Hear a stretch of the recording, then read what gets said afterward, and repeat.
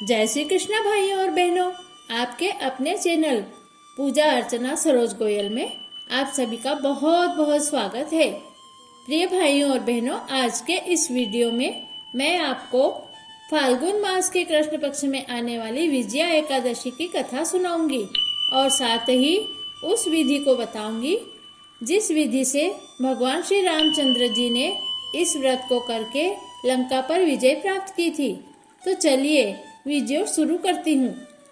इस वीडियो में आपको यह भी बताने वाली हूँ कि विजया एकादशी के दिन भगवान के किस नाम का जाप करना चाहिए और भगवान को किस चीज का प्रसाद चढ़ाना चाहिए और दान करना चाहिए, और इस व्रत को करने से मनुष्य को किस योनि में जन्म लेने से छुटकारा मिलता है।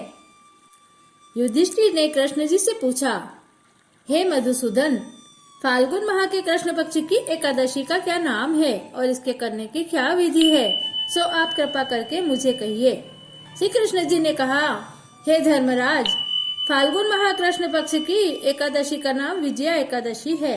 इस विजया एकादशी के महात्म के श्रवण व पठन करने से समस्त पाप नष्ट हो जाते हैं। एक समय जगत पिता ब्रह्मा जी से देवऋषि नारद जी ने पूछा कि हे ब्रह्मा जी, आप मुझे फाल्गुन माह के कृष्ण पक्ष में होने वाली विजया एकादशी के व्रत का विधान बतलाइए। ब्रह्मा जी ने कहा, हे नारद जी, यह विजया एकादशी का व्रत नए व पुराने तथा पिछले जन्म के समस्त पापों को नष्ट करने वाला है। अब मैं आपको श्री रामचंद्र जी की कथा सुनाती हूँ, जिन्होंने विजया एकादशी का व्रत करके रावण पर और लंका पर विजय प्राप्त की। त्रेता युग में जब मर्यादा पुरुषोत्तम श्री रामचंद्र जी को 14 वर्ष का वनवास मिला, तो वे लक्ष्मण और जानकी जी के सहित पंचोटी पर निवास करने लगे। वहां पर लक्ष्मण जी द्वारा शूर्पणखा को कुरूप कर देने के कारण श्री रामचंद्र जी और लक्ष्मण जी के खरदूषण से युद्ध करने के पश्चात रावण ने बदला लेने का निश्चय करके मारीच को स्वर्ण मृग बनाकर श्री रामचंद्र जी को पंचवटी से हटा दिया और महापापी दशानन ने साधु रूप धारण करके माता जानकी जी का हरण किया। रामचंद्र जी और लक्ष्मण जी पंचवटी पर जनक दुलारी को न पाकर बहुत व्याकुल हुए। आगे चलकर वे दोनों ऋष्यमुख पर्वत के निकट आए। वहां पर उनकी भेंट हनुमान जी से हो गई। पवनसुत श्री हनुमान जी द्वारा खोज करने पर श्री रामचंद्र जी को सीता जी का पूरा समाचार प्राप्त हुआ। तब भगवान श्री रामचंद्र जी ने सुग्रीव की सम्मति से बानर भालुओं की सेना सहित लंका पर चढ़ाई करने को प्रस्थान किया, किंतु मार्ग में समुद्र होने के कारण सेना सहित पार जाने से कठिनाई प्रतीत हुई। तब श्री रामचंद्र जी ने लक्ष्मण जी से समुद्र को पार करने के विषय में विचार विमर्श किया। तब लक्ष्मण जी ने कहा कि हे आदि पुरुष, यहाँ से आधा योजन दूरी के कुछ निकट पर कुमारी द्वीप में वकदालभ्य नाम के मुनि का आश्रम है। वह मुनि अत्यंत सिद्ध, तेजस्वी एवं महान तपस्वी हैं। उन्होंने अनेकों ब्रह्मा देखे हैं। अतः आप उनसे ही जाकर समुद्र पार करने का उपाय पूछिए। लक्ष्मण जी के परामर्श को मानकर मर्यादा पुरुषोत्तम श्री रामचंद्र जी मुनि के पास गए और उन्होंने प्रणाम करके एक और बैठ गए। तब मुनि ने उनके आने का कारण पूछा। श्री रामचंद्र जी ने कहा, हे महर्षि, मैं सेना सहित यहाँ पर आया हूँ और निशाचरों को मारने के लिए और उनके जीतने के लिए लंका जाना चाहता हूँ, किंतु बीच में समुद्र होने के कारण लंका जाना बहुत कठिन हो रहा है। कृपया आप मुझे समुद्र को पार करने का कोई सरल उपाय बतलाइए। मुनि ने कहा, हे रामचंद्र जी, फाल्गुन मास की कृष्ण पक्ष वाली विजया एकादशी का व्रत करो। निश्चय ही आपको विजय प्राप्त होगी और सहज ही समुद्र से पार भी हो जाओगे। मैं तुम्हें इस व्रत की विधि बताता हूँ।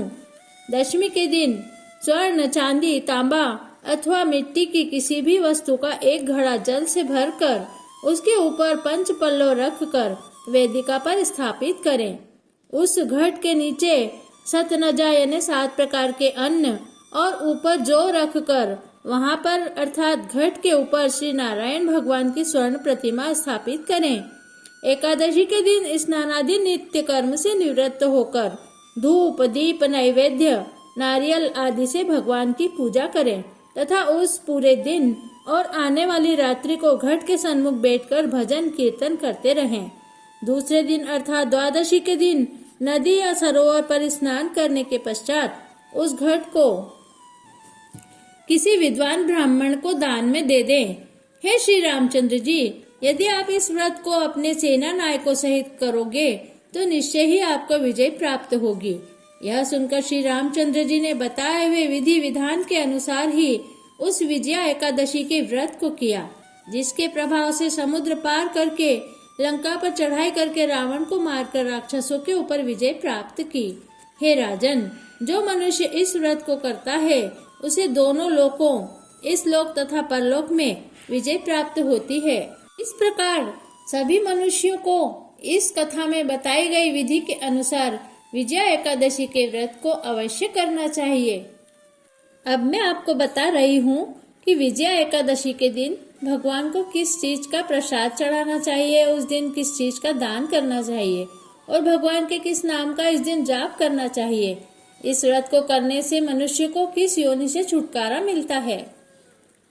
सातवीं एकादशी आती है फाल्गुन मास के कृष्ण पक्ष की विजया एकादशी।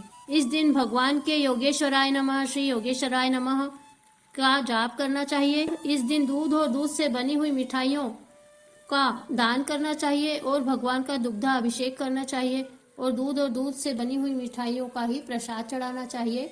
और शाम को जब आप प्रसाद लेवें तो या तो केवल आधा पेड़ा लेवें या 1 चम्मच दूध का प्रसाद लेकर ही व्रत को करें। इस दिन व्रत करने वालों को छछूंदरी की योनि से छुटकारा मिलता है। प्रत्येक एकादशी की जानकारी के लिए और कथा सुनने के लिए सब्सक्राइब कीजिए पूजा अर्चना सरोज गोयल चैनल को।